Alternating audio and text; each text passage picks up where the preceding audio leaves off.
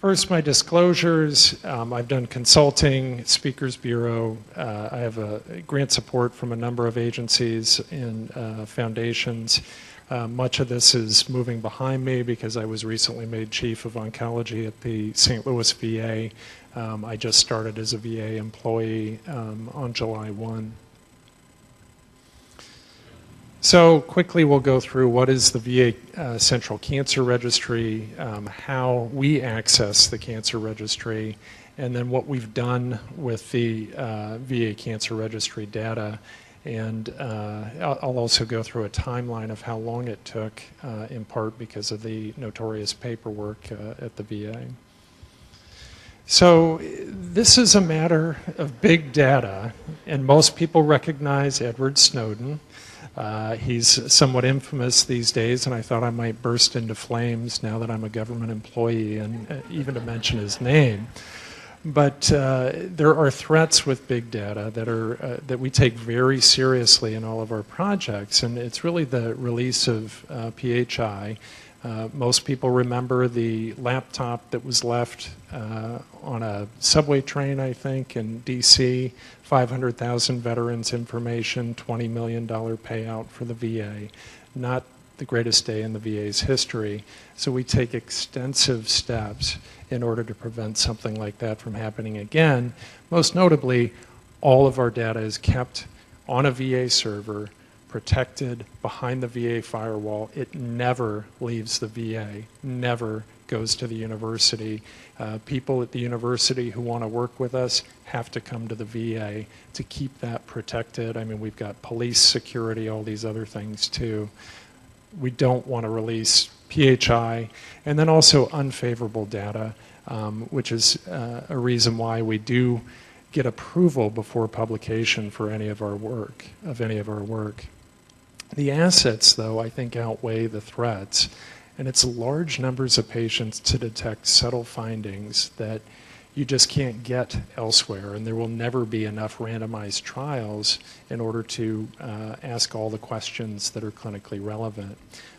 I also think it's a gateway to a rapid learning system. So for those of you who have heard of this, you know what I'm talking about. For those who haven't, it's a system, a self-learning computerized system that can rapidly churn through various questions and even take researchers like me out of the equation ultimately, so that you have your patient with lung cancer, diabetes, and all these different comorbidities, and the computer can calculate based on prior experience what may or may not be the best treatments for those patients and provide references to support that. So what is the VACCR, the VA Central Cancer Registry, central repository of cancer cases from 132 sites with tumor registrars? The cancer diagnoses are classified by ICD-03 codes, which for all the tumor registrars here, that's a no-brainer and easy. For clinicians like me, I had to learn the hard way.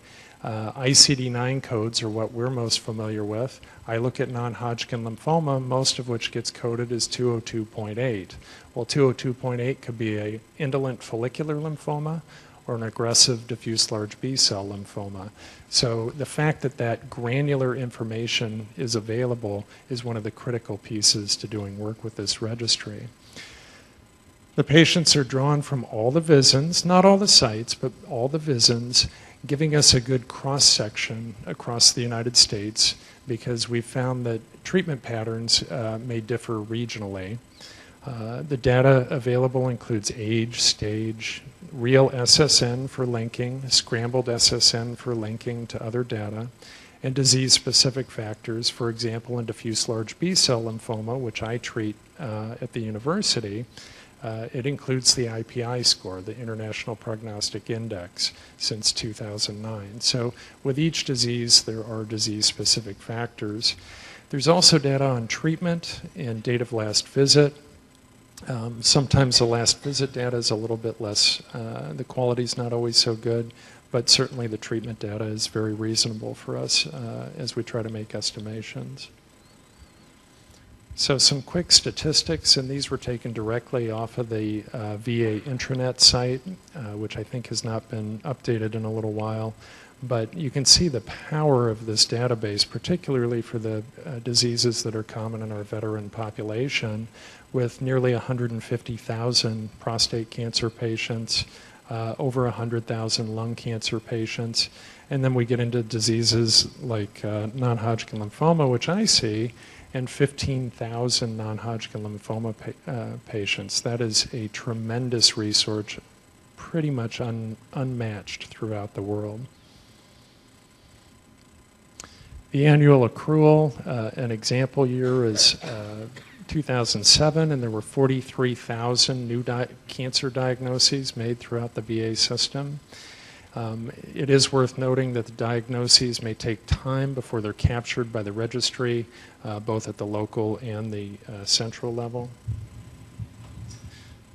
So how do we access it? And this is something that I learned on the fly, learned by doing. Step one was to come up with a protocol. Step two, I said it's step one here, get IRB and R&D approval of the research protocol. Then we completed a data use agreement with the VACCR. A contact for that is Audrey Revere in Washington. She was very helpful in that process. PIs must be a 5/8 VA employee unless they get a separate waiver, which I was able to do as a WOC initially. Then the cohort, once we've gotten that approval, the cohort is assembled. Rayanne Dorn, who I emailed a few days ago, she said she couldn't make it to this meeting, but she's the VACCR Central Registrar, VACCR Tumor Registrar. And it's important to request exactly what data points you want that are available in the tumor registry.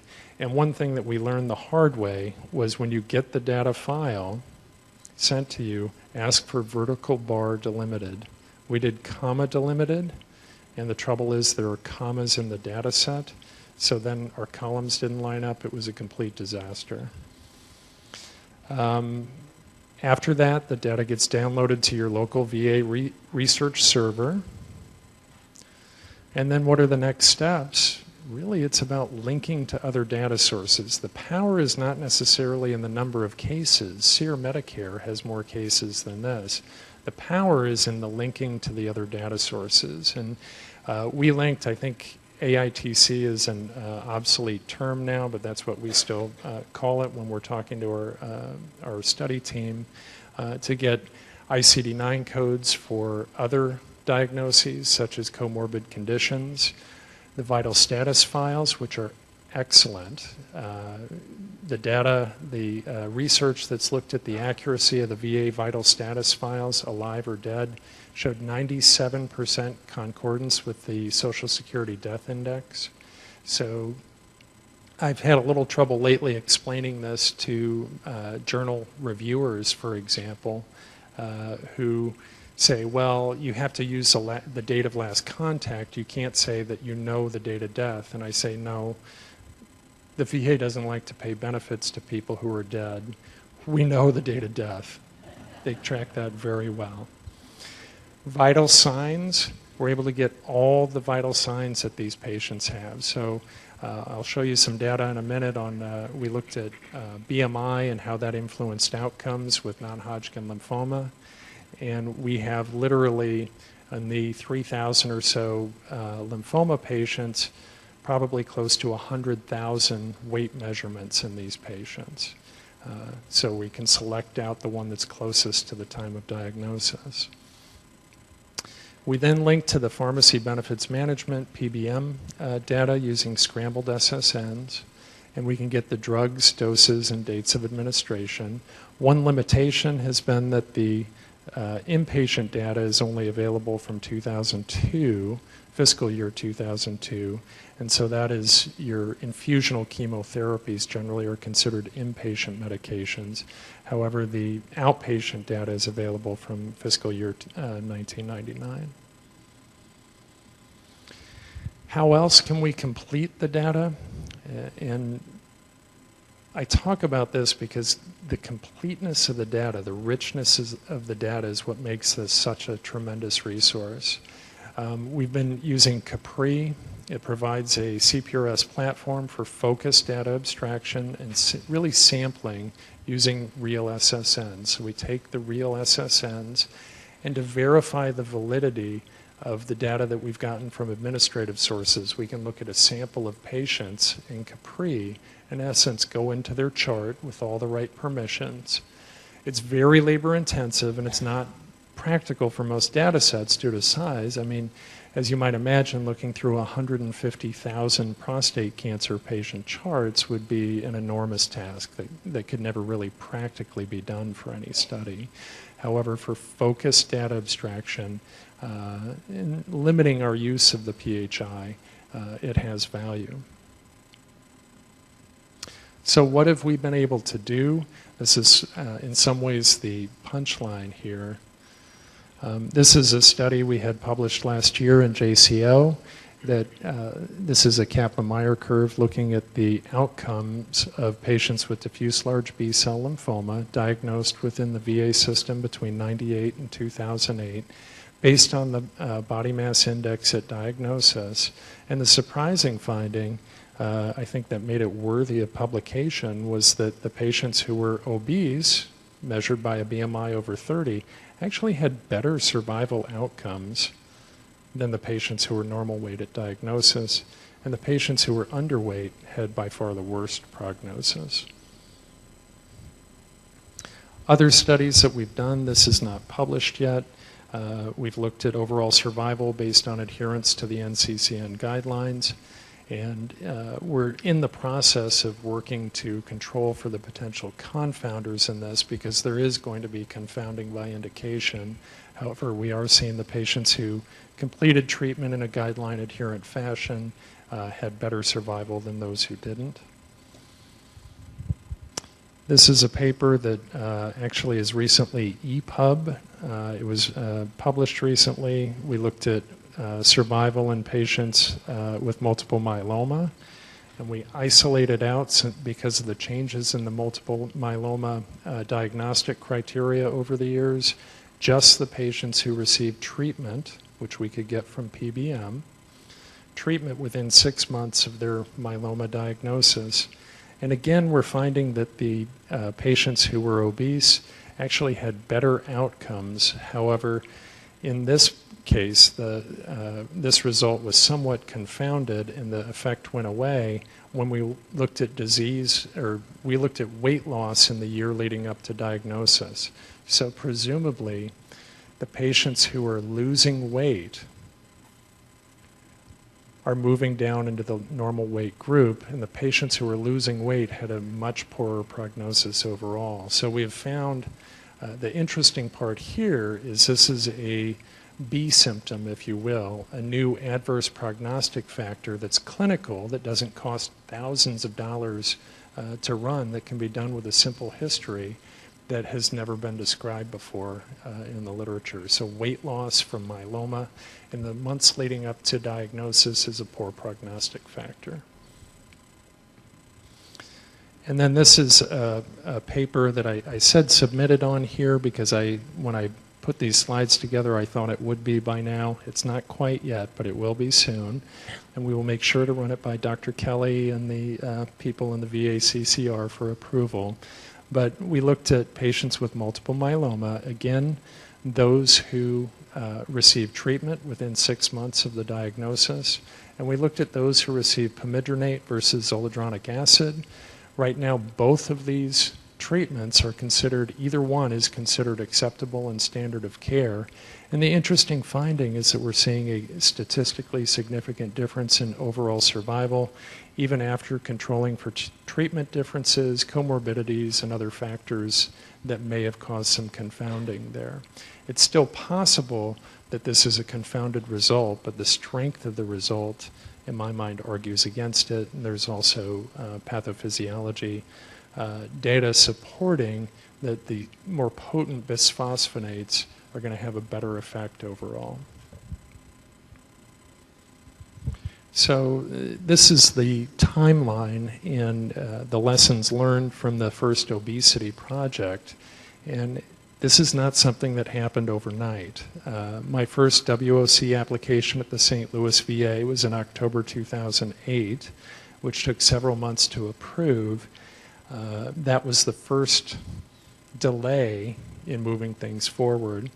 The grant proposal and the protocol was written in October of 2008. However, I couldn't submit it to the IRB at the VA until I was a VA WOC. The IRB kicked it back, wanted changes. It was too late to submit it for the next IRB meeting, so it waited another month. It was finally approved in June 2009.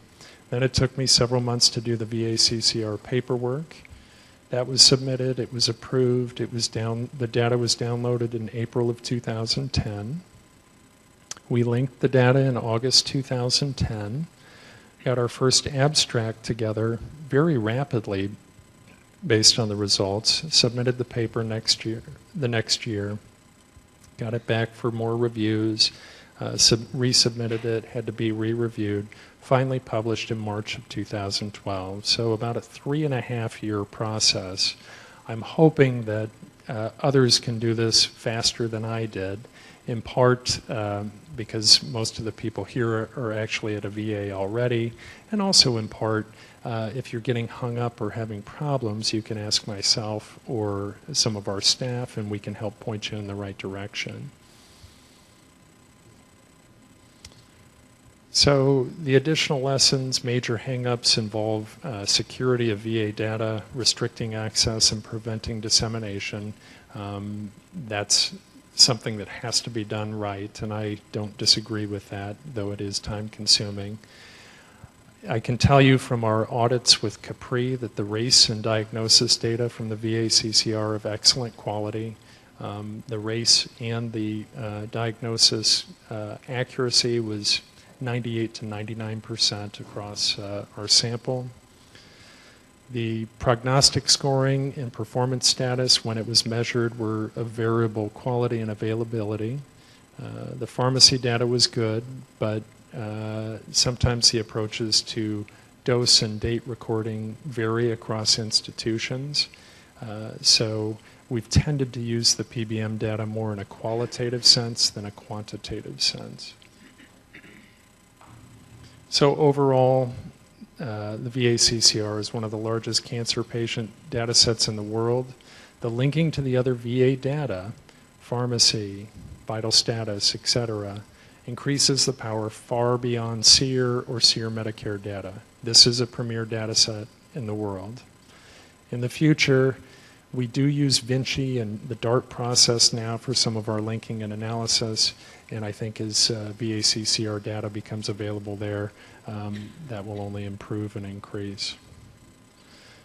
So I did want to thank my team members. I won't go through them line by line. I will say that one of our team members, Katusha O'Brien, is here presenting some of our work looking at what happens to weight in patients after chemotherapy starts. And all lymphoma doctors like me, because of the prednisone that people get with CHOP, knew that patients gained weight.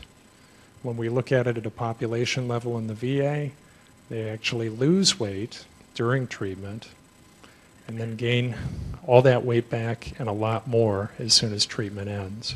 So it was an interesting finding that will be presented further. So thank you very much for your attention.